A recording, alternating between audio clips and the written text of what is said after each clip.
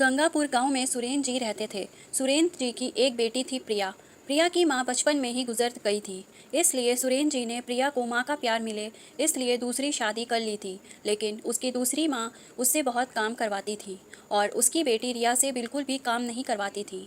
एक दिन प्रिया अपने कमरे में पढ़ाई कर रही थी, तभी उसकी सौतेली माँ रसोई में जाकर आवाज़ लगाती, प्रिया ओ प्रिया क्या कर रही हो।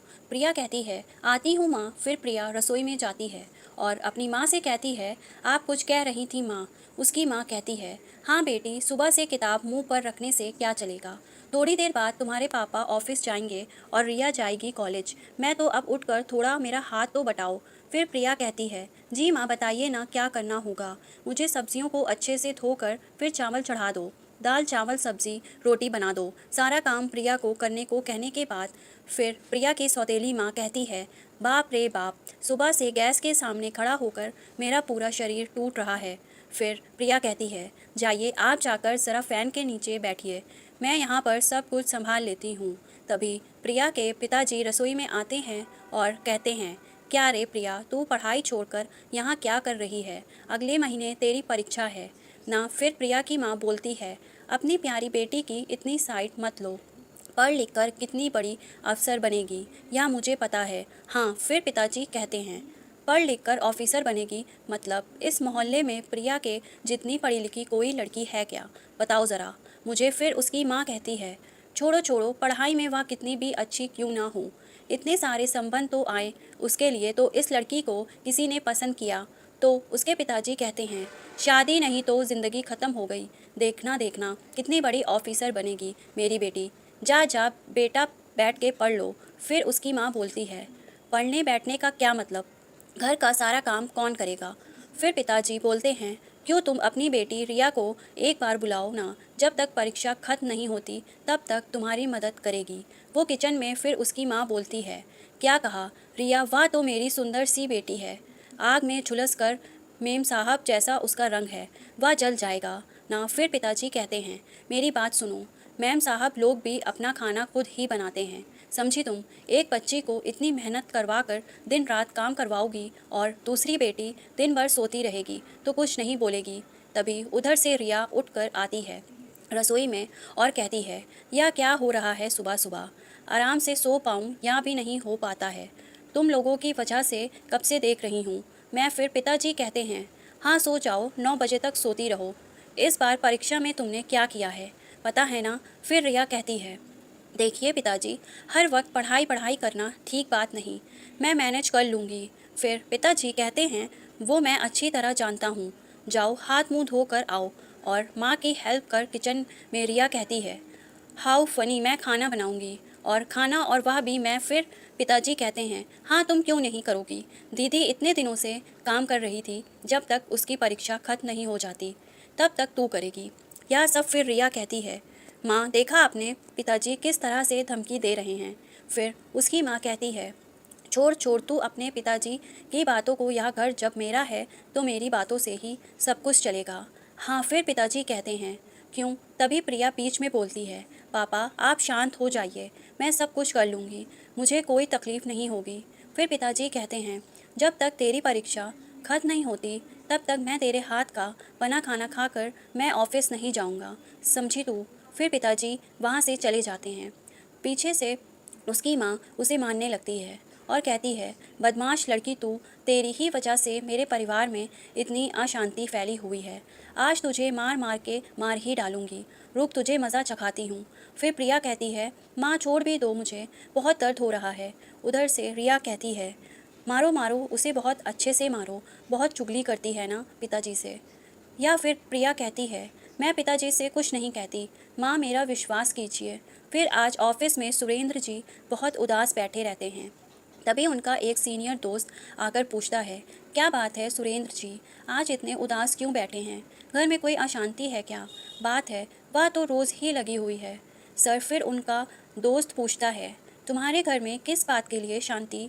सुरेंद्र जी बताते हैं, अरे वही मेरी बेटी को लेकर, जिसकी माँ मर गई है। फिर उनके दोस्त बोलते हैं, प्रिया को लेकर क्या अशांति हो सकती है, पढ़ाई लिखाई में तो काफ़ी होशियार है और गाना भी बहुत मीठा गाती है। फिर प्रिया के पिताजी कहते हैं, हाँ वह सब तो गुण है, मेरी बेटी में, लेकिन भाग्य में ऐसा लिखा है कि माँ ममता क्या होती है उसे पता ही नहीं चला। तो उनके दोस्त पूछते हैं, इसका मतलब क्या भाभी उसे बिल्कुल भी पसंद नहीं करती हैं?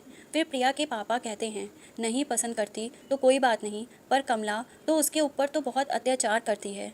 फिर उसका दोस्त कहता है, क्या बोल रहे हो आप? फिर प्रिया के पिताजी कहते हैं, मेरी पहली बीवी के मरने के बाद मेरी बेटी को माँ का प्यार मिले, इसके लिए मैंने दोबारा शादी की। लेकिन उसका भाग्य देखिए, अगर ऐसा होगा पता होता तो हाँ बस अब एक अच्छे लड़के से उसकी शादी करवा दूँ, तब जाकर कुछ तसल्ली होगी। फिर उनका दोस्त कहते हैं, शादी करवा दूँ तो किसने रोका है? फिर प्रिया के पिताजी कहते हैं, अरे रोक रहा है, उसका अपना रंग सांवली है ना थोड़ी।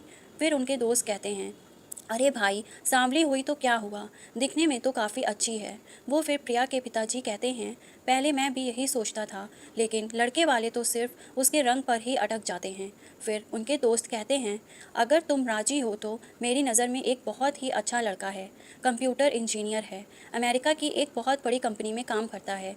उनको दहेज में भी कुछ नहीं चाहिए, घर में सिर्फ माँ और बेटा रहते हैं। उस घर में तुम्हारी बेटी बहुत खुश रहेगी।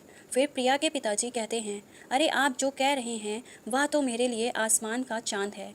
कौन है वो? फिर उनके दोस्त कहते हैं, मेरा खुद का भतीजा है, लेकिन मेरा भतीजा है इसलिए नहीं कह रहा, वह लड़का लाखों में एक है।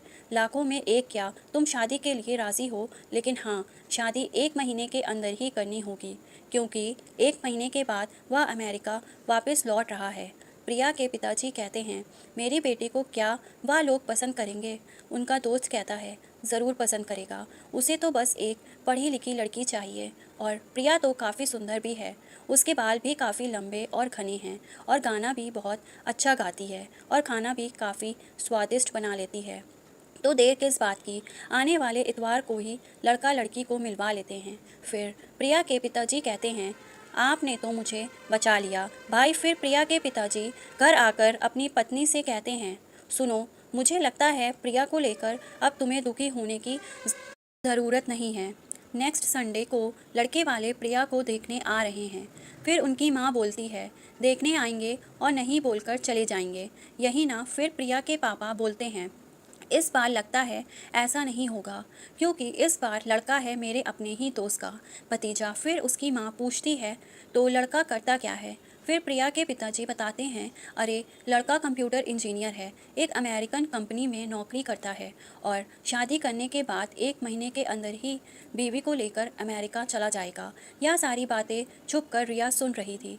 फिर रिया की माँ कहती है, तो वह लड़का तुम्हारी इस लड़की को पसंद करेगा? फिर प्रिया के पापा कहते हैं, हाँ करेगा, क्यों नहीं, इसकी जिम्मेदारी तो मेरे दोस्त ने लिया है, और कुछ दिन तक प्रिया को आग के सामने जाने मत देना, और संडे को उसको थोड़ा तैयार व्यार कर देना, समझी रिया? जो यह सब सुन रही थी वह फिर सोचने लगती है और कहती है, इतने बड़े आदमी के साथ मैं यहाँ शादी होने नहीं दूंगी, कुछ ऐसा करूँगी जिससे उसका पैर ही टूट जाए और वह घर में ही पड़ी रहे।